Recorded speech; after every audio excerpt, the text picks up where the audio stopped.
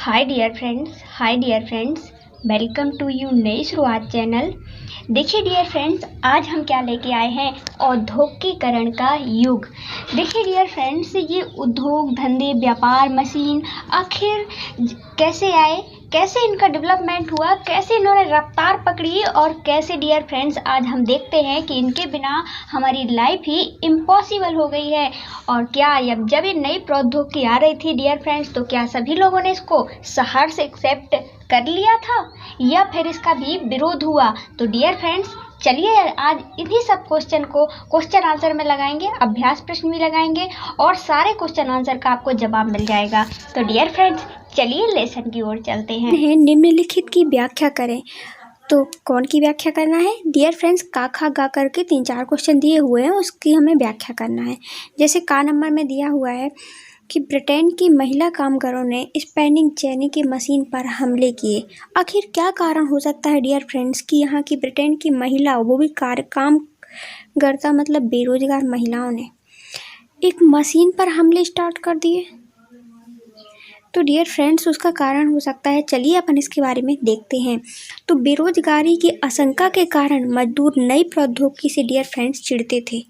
वो उन्हें डर था कि यदि ये डियर फ्रेंड्स ये मशीन आ गई तो ये हज़ारों लोगों का काम एक अकेले ही संभाल लेती हैं। तो इसी कारण से वो बेरोजगारी की आशंका के कारण वो चिढ़ते थे।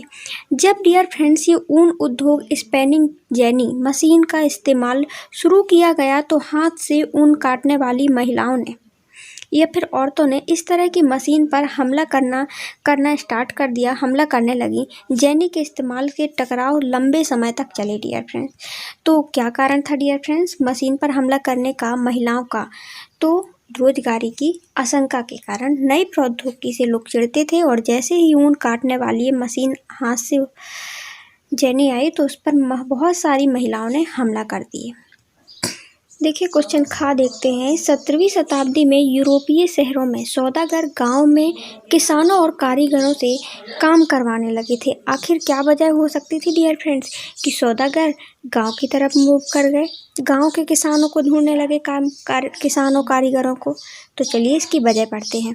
तो देखिए डियर फ्रेंड्स, शहरी क्षेत्र में गिल्ड हुआ करते थे। कौन थे ये गिल्ड? चलिए देखते हैं। तो शहर क्षेत्र में इनका कारण था, गिल्ड हुआ करते थे जो कि बहुत ही प्रभावशाली थे, जिसके कारण सौदागर यहाँ पे व्यापार करना मुश्किल सब था काम। उनके कारण किसी भी नए व्यवसाय के लिए व्यवसाय करने की शुरुआत करना बहुत ही मुश्किल था। क्यों? क्योंकि ऐसे गिल्ड किसी भी क्षेत्र में उत्पादन कीमत दोनों का नियंत्रण का काम करते थे। ये लोग पहले से अच्छा व्यवसाय चल रहा था, यहाँ के गिल्ड थे जो, तो डियर फ्रेंड्स वहाँ पे अच्छी तरह से इनका काम चल रहा था। यहाँ पूरे एरिया में, शहरी एरिया में डियर फ्रेंड्स कारीगर किसान उत्पादन अच्छा करते थे और इनका उत्पादन अच्छा चल रहा था, सब कुछ अच्छा चल रहा था डियर फ्रेंड्स। इसलिए यहाँ पे इनका नियंत्रण बैठ चुका था, यहाँ पर किसी को भी नई शुरुआत करना मुश्किल था। इसीलिए डियर फ्रेंड्स जो नए सौदागर थे, व्यापारी, वो अपनी शुरुआत करना चाहते थे और उन्होंने डियर फ्रेंड्स चुना गाँव को। उन्होंने गांव से सामान बनवाना बेहतर समझा। इसलिए 17वीं शताब्दी में यूरोपीय और शहरों के सौदागर गांव में किसान और कारीगरों से काम करवाते थे। क्यों? अब शहर पे नहीं करवा सकते क्योंकि वहाँ गिल्ड काम करवाते हैं, वहाँ पे सब लोग लगे हुए हैं, वहाँ काम कर रहे हैं। अब डियर फ्रेंड्स यदि एक्स्ट्रा करना है तो इनका काम कौन करेगा? सौदागरों का करेगा तो एक्स्ट्रा पैसा लेगा और उत्पादन और उनका नियंत्रण शहरों में है। इसलिए इन्होंने सोचा कि क्यों ना हम गाँव की तरफ मूव करें और वहाँ पे कारीगरों से काम करवाना स्टार्ट किया। और गाँव के लोगों को भी अच्छा था कि वहाँ पे वो लोग के अपनी भूमि भी संभाल सकते थे, कृषि भी कर सकते थे और यहाँ पे काम भी कर सकते थे। आई होप आपको ये आंसर क्लियर हो गया होगा कि क्यों से सौदागर गांव जाते थे, क्योंकि शहरी क्षेत्रों में व्यवसाय करना मुश्किल था, क्योंकि यहाँ पे गिल्ड लोग ने अपना व्यवसाय पर नियंत्रण जमा रखा था। देखिए क्वेश्चन नंबर गा देखते हैं। सूरत बंदरगाह 18वीं सदी तक हाशिए पर पहुंच गया। आखिर सूरत बंदरगाह ये कहाँ का है? तो डियर फ्रेंड्स गुजरात में है, ठीक है ना। सूरत मतलब गुजरात। ये 18वीं सदी में क्या कारण था कि ये हाशिए पर पहुंच गया, खड़बड़ा गया? तो डियर फ्रेंड्स देखिए इसका आंसर। इस अवधि में जब 18वीं शताब्दी आती है, ईस्ट इंडिया कंपनी ने कई अन्य शहरों में अपने व्यापार का केंद्र विकसित कर लिया था। तो ईस्ट इंडिया कंपनी ने बहुत सारे डियर फ्रेंड्स व्यापारिक केंद्र खोल लिए थे 18वीं शताब्दी में, क्योंकि 1600 में आए थे अपने यहाँ पे अंग्रेज लोग, ठीक है ना, विकसित कर लिया था, जिसके कारण सूरत का व्यापार बुरी तरह से प्रभावित हुआ था और 18वीं सदी के अंत तक हाशिए पर पहुंच गया। तो dear friends, East India Company ने बहुत ज़्यादा व्यापारिक केंद्र स्थापित कर लिए थे जगह जगह, और यही एक वजह है जिसके कारण सूरत का बंदरगाह व्यापारिक बुरी तरह से प्रभावित हुआ था जगह जगह खुल जाने के कारण, और वह बंदरगाह अपने हाशिए पर पहुँच गया। देखिए क्वेश्चन नंबर घ देखते हैं। ईस्ट इंडिया कंपनी ने भारत पर निगरानी रखने के लिए गुमास्ता की नियुक्ति किया। तो डियर फ्रेंड्स, गुमास्ता को नियुक्त क्यों किया? बुनकरों को निगरानी के लिए। तो डियर फ्रेंड्स, चलिए देखते हैं। तो ईस्ट इंडिया कंपनी ने परंपरागत बिचौलियों और व्यवसायियों को समाप्त करना चाहती थी, इसलिए उन्होंने गुमास्ता का नियंत्रण किया था। क्यों किया था? जिससे कि वो अपना व्यवसाय कर सके। व्यवसायियों को, जो पहले व्यवसायी थे, उनको समाप्त करना चाहती थी।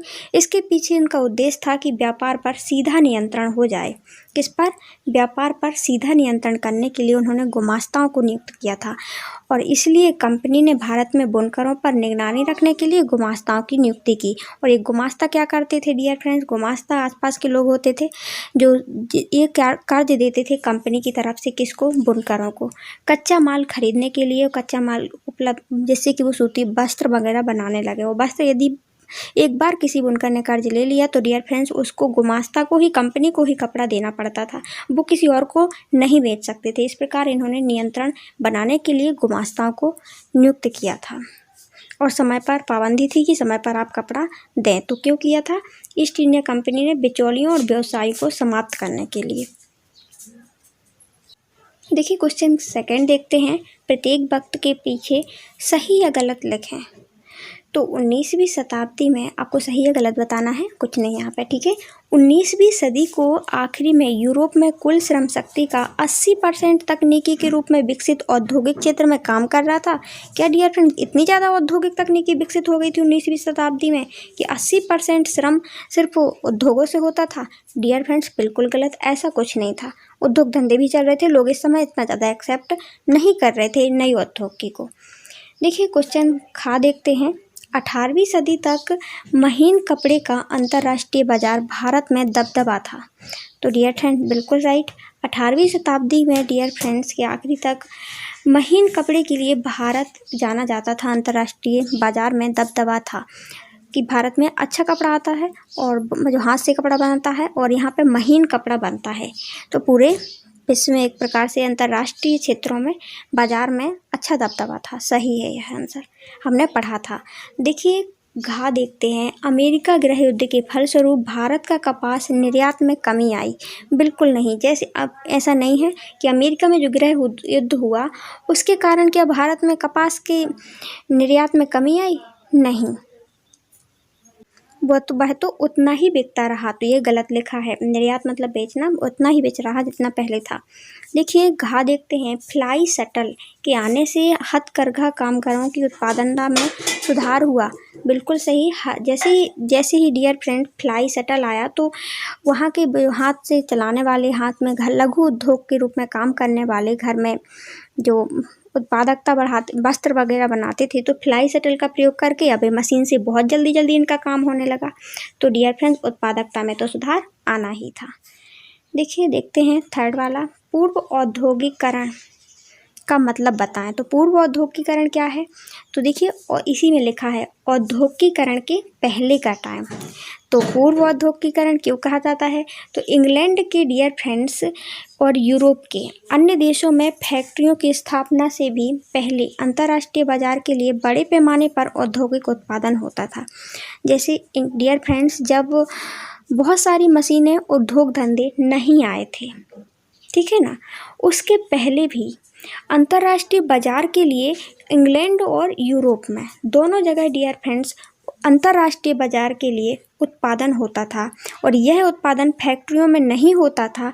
और बहुत सारे इतिहासकार औद्योगिकरण, इस चरण को ही आदि औद्योगिकरण या फिर पूर्व औद्योगिकरण कहते हैं। मतलब कहने का सीधा इंग्लैंड और यूरोप में देशों में यहाँ पे डियर फ्रेंड्स अंतर्राष्ट्रीय बाजार के लिए बड़े पैमाने पर औद्योगिक उत्पादन होता था। जो कि फैक्ट्रियों में नहीं होता था, क्योंकि औद्योगिकीकरण मतलब फैक्ट्रियों में, उद्योगों में उत्पादन। लेकिन उसके पहले जब उद्योग धंधे नहीं थे, तब नहीं होता था, उसको ही हम पूर्व औद्योगिकीकरण कहते हैं। आई होप आपको क्लियर हो गया। देखिए डियर फ्रेंड्स, क्वेश्चन 4 देखते हैं। 19वीं सदी के यूरोप में कुछ उद्योगपति मशीनों की बजाय हाथ से काम करने वाले श्रमिकों को प्राथमिकता क्यों देते थे? आखिर क्या कारण था डियर फ्रेंड्स कि कुछ उद्योगपति मशीन से की जगह श्रमिकों को प्राथमिकता देते थे? चलिए देखते हैं आखिर क्या हो सकता है इसका कारण। क्योंकि मशीन तो हम देखते हैं बहुत ज़्यादा लोग यूज करते हैं और मशीनों से जल्दी काम भी हो जाता है।